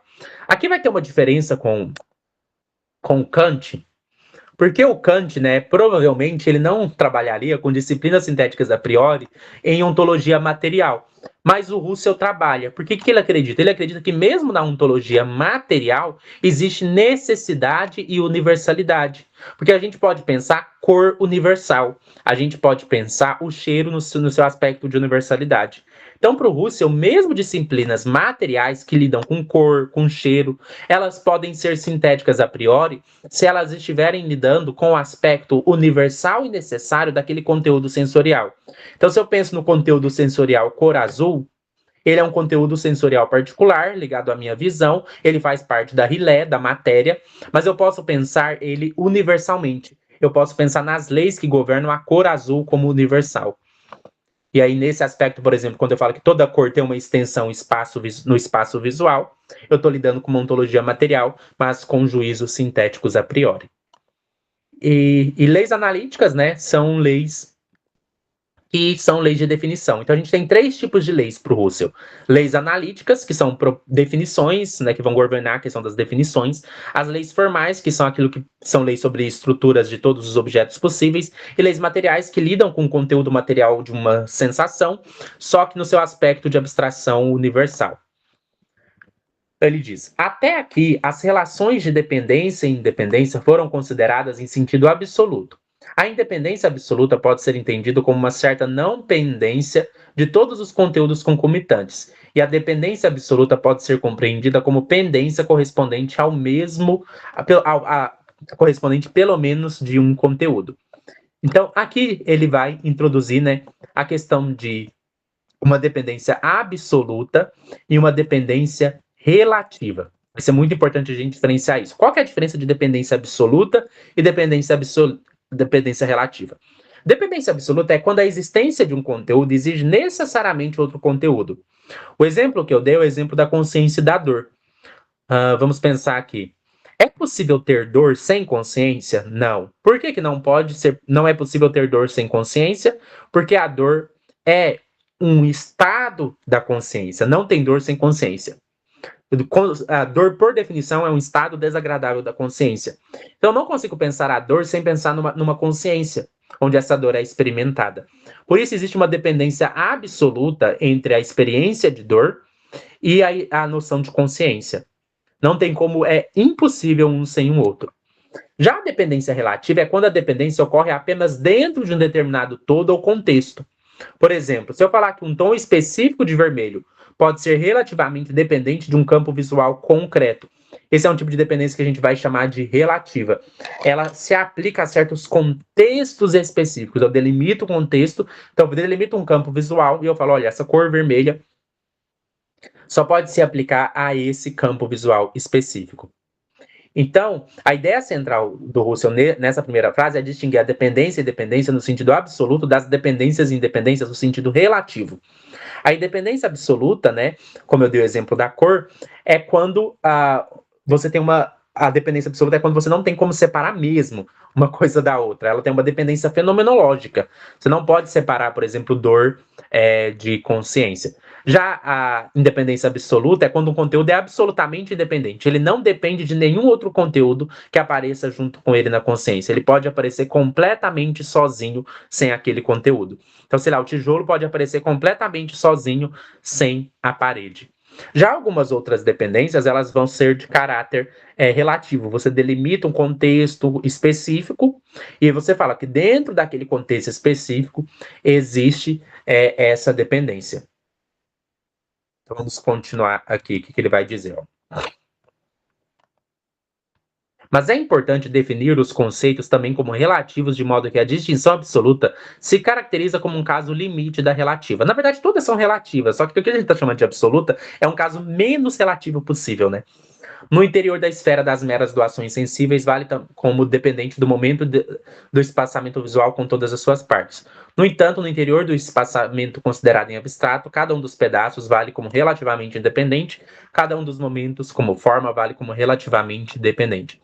Isso que eu expliquei, né, que quando a gente está pensando na dependência relativa ou na independência relativa, a gente está sempre considerando uma espécie de contexto específico, como um contexto visual específico, né, algo assim. Quando eu estou pensando num contexto específico, eu vou falar de dependência relativa. Quer dizer que o conteúdo não é absolutamente dependente, mas ele depende de outro conteúdo somente dentro de um dado todo, de uma conjuntura específica, dentro de um contexto específico. Então, por exemplo, eu posso ter uma nota da música que depende de uma música específica, mas isso não quer dizer que a nota da música por si só, ela depende daquela música específica. Mas eu estou pensando naquele contexto específico, daquela música específica, eu estou pensando numa dependência relativa.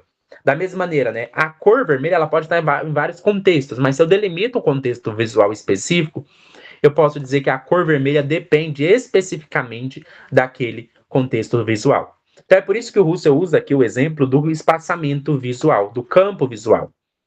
Se a gente considera o campo visual tal como ele é dado na consciência, com a luminosidade e tudo mais, e a gente pensa no espaço visual, a gente pode dizer que há uma dependência relativa da cor em relação a esse espaço visual. Então, eu delimito o contexto e eu posso falar de uma dependência relativa. Então, no nível sensível, por exemplo, a cor ela é dependente do campo visual.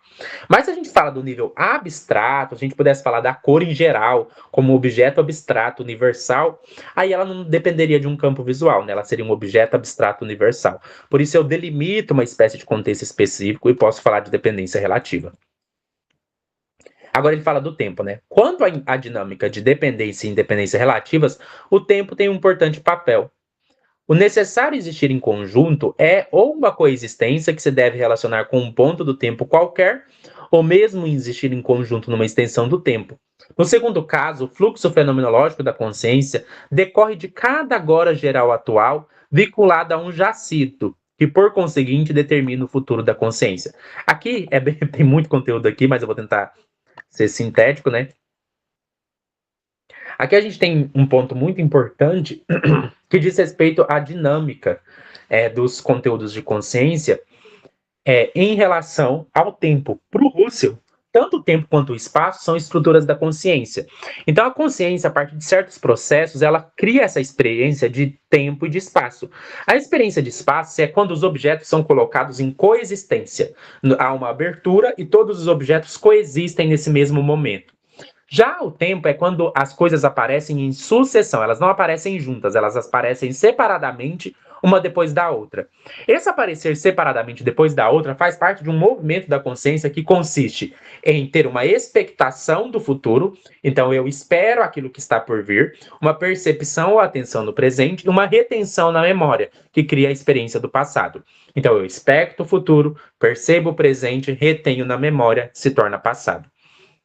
Então, o tempo ele tem um papel fundamental nessas discussões, porque, primeiro, se a gente pensar o tempo é uma série de partes. Então, o tempo é um todo, com séries de partes desdobradas nesse todo. Por isso, o tempo é fundamental para a gente entender essa questão da relação do todo e do espaço, porque o tempo ele é composto por partes temporais.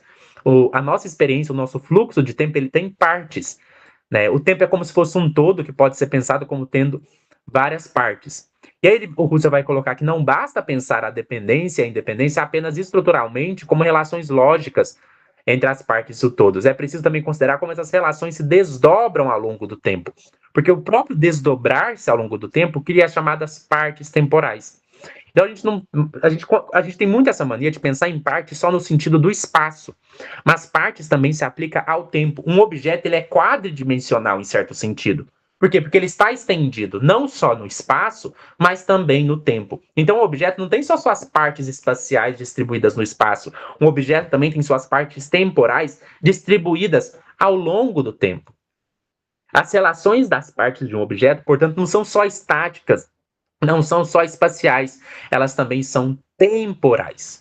Quando a gente pensa na coexistência, né, quando várias partes de um objeto coexistem no mesmo agora, a gente está dizendo que elas estão no mesmo espaço. Então, a coexistência vai ser o que vai dar a questão do ponto no espaço. Então, isso a gente vai chamar de coexistência pontual. Mas o objeto ele também vai se estender sucessivamente ao longo do tempo. E ele vai existir como partes temporais distribuídas. E aí a gente pode ter uma coisa que a gente vai chamar de coexistência estendida. É quando dois objetos coexistem por um período de tempo numa mesma sucessão. Então, ao mesmo tempo, eu posso ter dois objetos coexistindo por um período de tempo. Isso a gente vai chamar de coextensão estendida. Então, o Husserl aqui vai diferenciar, né, quando ele fala, ó, o necessário existir em conjunto é ou uma coexistência que se deve relacionar com um ponto do tempo, então essa é uma coexistência espacial, quando vários objetos existem no mesmo agora, ou existir em um conjunto numa extensão do tempo, quando dois objetos coexistem distribuídos ao longo de um período do tempo. Nesse segundo caso, que é da extensão no tempo, o fluxo fenomenológico da consciência decorre de cada agora atual vinculado a um jacido, que por conseguinte determina o futuro da consciência. Isso aqui eu já expliquei que é aquele movimento do tempo. A gente retém o presente, a gente tem uma. Quer dizer, a gente expecta o futuro, percebe o presente e retém na memória. Isso é o que permite a experiência de um objeto como estendido temporalmente, estendido no tempo. Essa experiência de tempo, de sucessão, que permite eu pensar na extensão temporal. Agora vamos para a segunda parte do texto, que é a última parte do vídeo, né? Que é sobre pensamentos para uma teoria das formas puras do todo e das partes. As relações entre as partes e estas com os todos se dá como uma relação de fundamentação. Como modelos de tais relações de fundamentação podem ser colocadas 6 proposições. Aqui existe uma relação de fundamentação entre partes e todos, né? A gente viu que existe até uma relação de dependência, né? Um conteúdo independente pode ser um suporte para uma propriedade dependente. Então existem relações de fundamentação entre todos e a parte, né? E aí o Husserl vai colocar, para pensar essa relação de fundamentação, o que ele vai chamar de 6 proposições. 6 proposições que governam essa relação entre todos e partes. Então vamos ver cada uma das proposições, né? Eu vou tentar ser um pouco mais rápido, porque o vídeo já está um pouco longo, mas vamos considerar brevemente cada uma das proposições. Essas proposições são muito importantes, que vão ajudar a gente a entender como que se dá essas leis ou essas relações entre todo e parte. Proposição é uma sentença que ela é verdadeira, nesse caso aqui. E quais são essas proposições? Vamos uma por uma. Primeira proposição. Se um primeiro conteúdo enquanto tal necessita de fundação por meio de um segundo conteúdo, então cada todo que tem o primeiro conteúdo como parte, mas não o segundo conteúdo, também precisa precisamente de uma tal fundação. O que o Russell está dizendo, né? Então, se um conteúdo que é dependente, que depende de outro, exige outro como fundamento, por exemplo, a cor existe um objeto colorido como fundamento, então qualquer todo que contém o primeiro sem o segundo é igualmente dependente. Então, por exemplo, né, se a cor exige um objeto colorido, tudo que tem cor tem que ter um objeto colorido. Não tem cor sem objeto. É isso que ele quer dizer. Outro exemplo, se o sabor exige um objeto gustável, todo ato que contenha sabor sem objeto vai ser dependente. Porque você precisa do objeto. Você não tem como ter o sabor sem ter o objeto. E você não consegue ter cor sem ter o objeto. A segunda proposição diz: um todo que engloba como parte um momento dependente sem o complemento que ele exige é igualmente dependente. E o é relativamente a cada todo superior independente no qual esteja também contido aquele momento dependente. Então, o que quer dizer essa segunda proposição? Que um todo, quando ele contém uma parte que seja dependente, sem seu complemento, é também dependente. Então, por exemplo, se eu vejo uma cor sem uma superfície colorida, isso tornaria o todo perceptivo dependente. Isso é o que nós chamamos de segunda proposição. A terceira proposição diz: uma parte independente de uma parte independente é uma parte independente do todo. Né? Por exemplo, uma parte independente de outra parte independente é independente do todo. Duas peças, por exemplo, de Lego, elas se mantêm sua independência mesmo se elas estiverem dentro do conjunto, porque elas têm uma independência própria. Então, isso a gente vai chamar de terceira proposição, que é a proposição sobre a parte dependente de outra parte dependente. A quarta proposição, por sua vez, diz: uma parte dependente de uma parte dependente é uma parte dependente de um todo.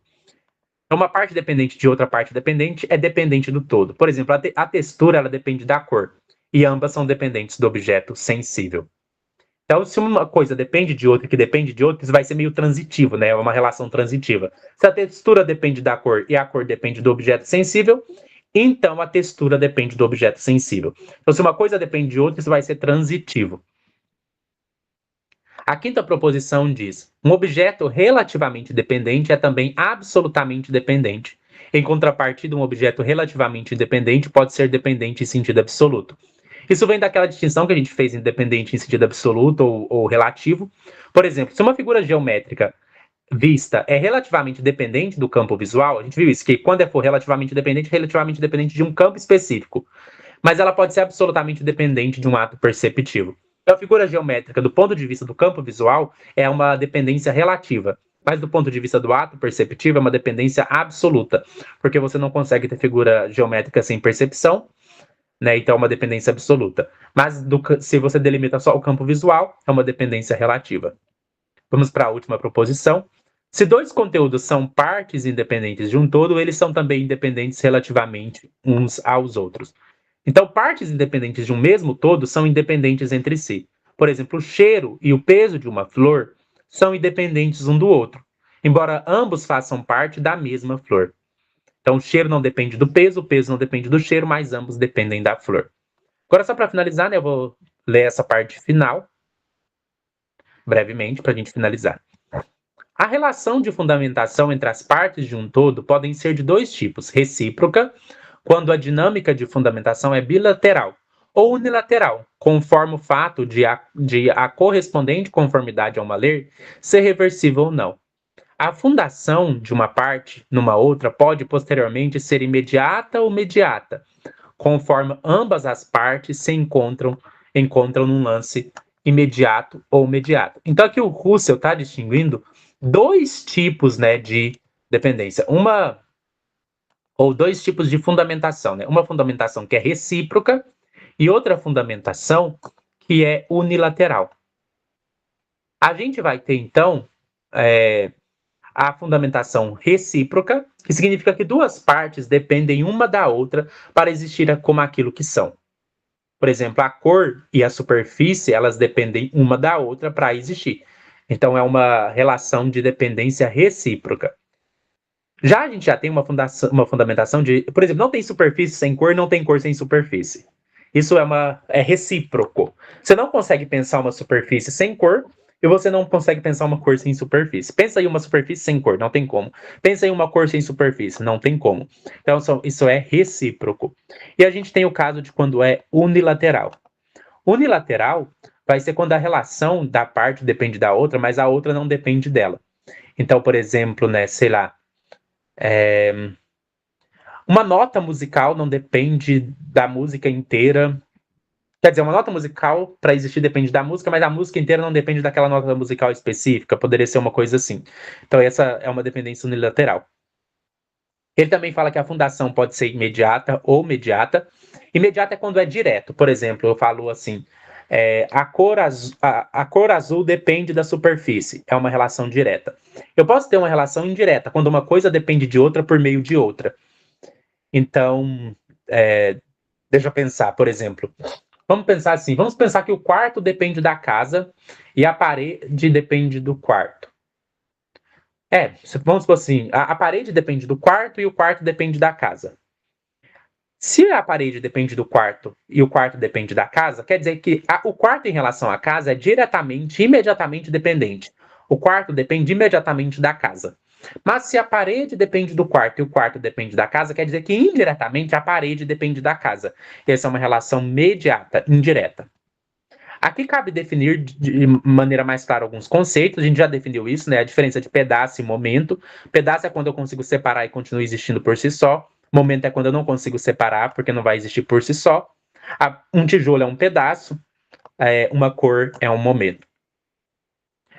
Há pedaços que não têm nenhum pedaço idêntico em comum, dá-se o nome de pedaços disjuntos ou pedaços que se excluem.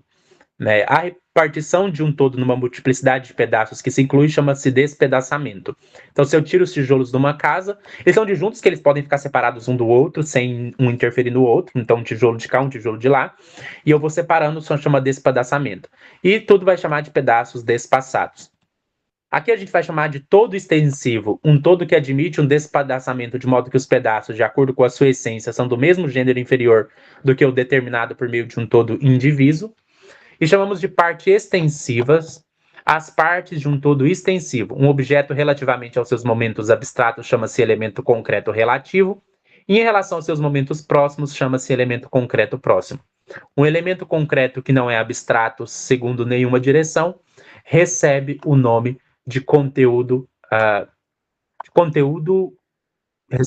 eu perdi na minha leitura. Recebe o nome de elemento concreto absoluto. Então, vamos lá aqui, né? A gente viu a separação de pedaço e momento. Pedaço é uma coisa que eu consigo separar e ela continua sendo ela, como um tijolo separado da parede. E momento é uma coisa que se eu separar, não fica realmente separado. Aqui a gente vai ter alguns conceitos, né? Primeiro, o conceito de todo extensivo. Um todo extensivo é um tipo específico de toda totalidade. É uma totalidade que pode ser despedaçada, ou seja, dividida em partes, sem perder o gênero do qual ela é instância. Então, as partes resultantes da divisão são da mesma espécie inferior do que o todo indivíduo já era. Então, sei lá, se você pega um objeto, um bloco de mármore, e você separa o mármore em vários bloquinhos, eles vão continuar sendo blocos de mármore, só que pequenos pedaços de bloco de mármore.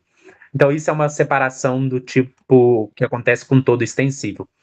Já a gente já tem as chamadas partes extensivas, que são essas partes que foram separadas desse todo extensivo. Então, os pequenos bloquinhos de mármore são as partes extensivas. Já ele também menciona o que é aqui, né? Pois ele menciona elemento concreto relativo. Deixa eu destacar aqui. Um elemento concreto relativo é mais ou menos assim, né? Se você considerar, por exemplo, um objeto em relação às características que você abstrai dele, como a cor, a forma, a extensão, a textura, então esse objeto ele vai ser chamado de concreto relativo, porque ele é relativo aos momentos abstratos que dele foram isolados.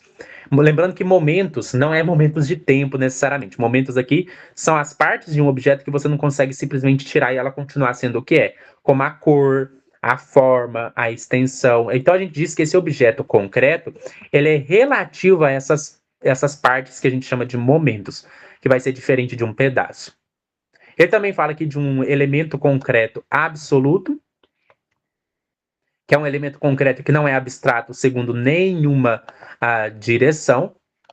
Então, aqui ele está pensando nos momentos próximos, que são partes essenciais que estão imediatamente vinculadas ao objeto sem mediações, né? Por exemplo, a gente pensa num som. Um som tem certos momentos próximos como suas qualidades. Ele tem uma altura, uma intensidade, uma duração, que são partes imediatas. Todo som tem isso, é uma coisa que faz parte claramente do som, né?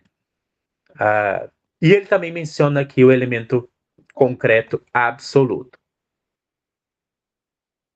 O elemento concreto absoluto, que é um elemento que não é abstrato segundo nenhuma direção, ele tem a forma mais plena de concretude, é um todo dado originariamente, que não pode ser reduzido a elementos abstratos sem perder sua natureza essencial, e que não é relativo a nenhum momento abstrato. E ele torna-se o núcleo último de uma doação fenomenológica. Um exemplo disso é o próprio fluxo da consciência. Então, o que a gente tem, para a gente resumir? A gente tem o todo extensível, que é uma totalidade homogênea, divisível em partes do mesmo gênero, como o espaço. Se eu dividir o espaço, eu divido ele em partes espaciais, ou uma matéria contínua. Se eu divido um bloco de mármores em pequenos blocos, eu tenho pequenos blocos de mármores. Eu tenho as partes extensivas, que são as partes homogêneas derivadas do todo extensível, como os pequenos blocos de mármore. Tem o elemento concreto relativo, que é o objeto considerado em relação aos momentos abstratos isolados dele, como a cor, esses elementos relativos. Tem o elemento concreto próximo, que é o objeto considerado em relação aos seus momentos essenciais imediatos, como a intensidade de um som. E o elemento concreto absoluto, que é uma unidade concreta que não é abstrata em nenhuma direção, que é o máximo da concretude fenomenológica, que a gente está pensando no próprio fluxo da consciência.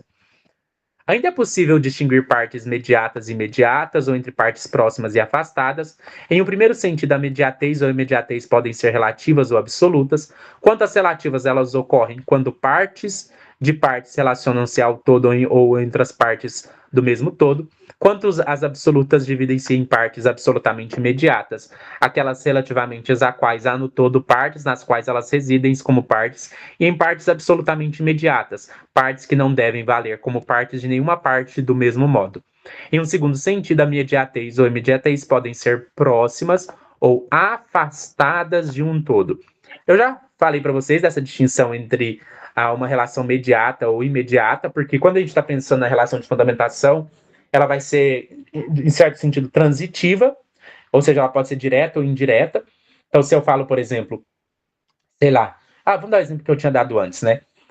Que o quarto depende da casa e a parede depende do quarto. Se a parede depende do quarto e o quarto depende da casa, quer dizer que a parede depende diretamente do quarto, o quarto depende diretamente da casa. Mas a parede depende indiretamente da casa. Por isso que a gente tem uma distinção fundamental entre parte imediata, que vai ser aquela que está diretamente ligada ao todo, sem passar por outra parte, como é o caso do quarto em relação à casa, e a parte imediata, que está ligada ao todo indiretamente por meio de outra parte, como o caso da parede, que está ligada à casa por meio do quarto. A gente também tem dois sentidos aqui de mediatez, que é a mediatez e a mediatez relativas e absolutas. Por exemplo, a gente tem uma mediatez ou imediatez relativa quando estamos analisando partes de partes. Isto é, quando a relação depende da estrutura interna do todo. Uma parte é mediata relativamente ao todo quando ela só pertence ao todo através de outra parte. Por exemplo, né? O brilho, um exemplo aqui, o brilho, ele é parte da cor. E a cor é parte da superfície, sei lá. Então, indiretamente, o brilho é parte da superfície, mas ele é primeiro parte da cor. Isso é uma mediatez relativa. Já uma imediatez relativa é quando uma parte é imediata relativamente ao todo se ela pertence ao todo sem intermediação naquela análise particular. Por exemplo, a cor da maçã é imediata relativamente ao todo da aparência visual da maçã. Então, relativa aqui significa depende do nível de análise. Tudo relativo é quando você delimita o contexto específico de análise. Já quando a gente está falando de imediatez ou imediatez absoluta, a gente pode falar que uma parte é absolutamente imediata quando ela não é parte de nenhuma outra parte do mesmo todo. Ela é uma parte originária, uma primeira camada do todo. Por exemplo, né, os momentos fundantes das camadas fenomenológicas básicas da experiência do tempo. é o que chamamos de parte absolutamente imediata. Já uma parte absolutamente imediata é aquela que só está no todo porque reside em outra parte que a contém. Ela nunca aparece como parte direta do todo. Por exemplo, em uma obra musical, o som de um instrumento específico dentro do acorde é uma parte absolutamente imediata da obra, pois só está no todo através do acorde. Um outro sentido, né, de distinção de imediata e imediata é o que ele traz aqui de relação de partes próximas e partes afastadas. Chamamos de parte próxima quando a parte está estruturalmente perto, isto é, só a uma ou duas mediações de distância do todo. Já uma parte afastada quando ela está enterrada em camadas mais profundas, exigindo várias intermediações.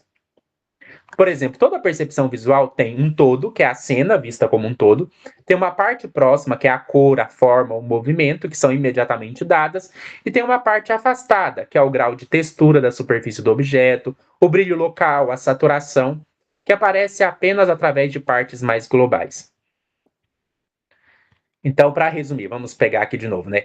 A gente tem mediatez ou imediatez relativa, que é a relação de dependência das partes em relação a outras partes, e que vai variar dependendo do nível de análise. A gente tem a mediatez ou imediatez absoluta.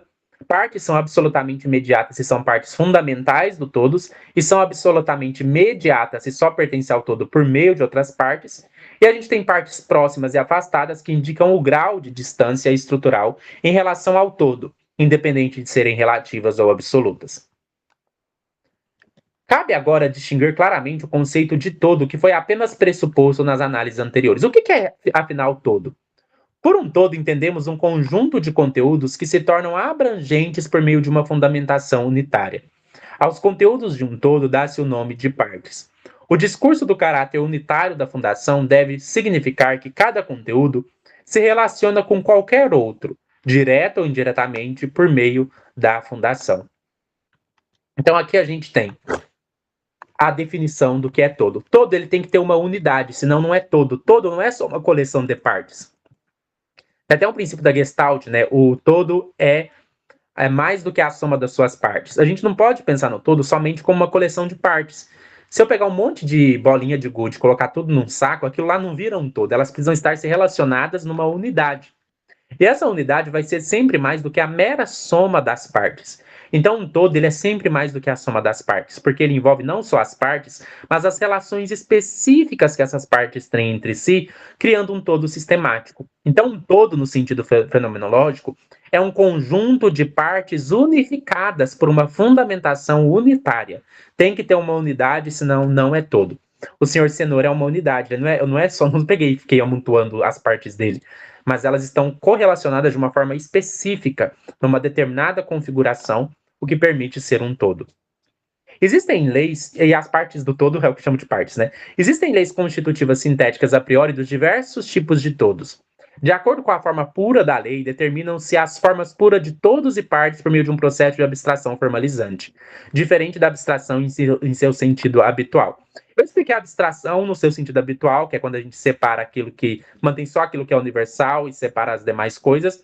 Mas quando a gente está discutindo meriologia, existe o que a gente chama de abstração formalizante. A abstração formalizante é o processo pelo qual retiramos o conteúdo material concreto e deixamos apenas a estrutura formal do objeto ou da relação. Então a gente tira tudo aquilo que é uma característica sensível e só deixa aquilo que é estrutural.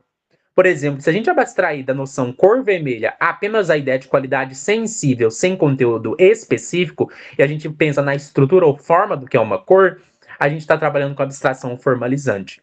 Formalizando, estabelecemos no lugar do nome que designa o tipo de conteúdo correspondente, expressões indeterminadas de gênero, e com isso, ao mesmo tempo, encontram-se no âmbito da significação as substituições correspondentes relacionadas aos pensamentos categoriais e materiais.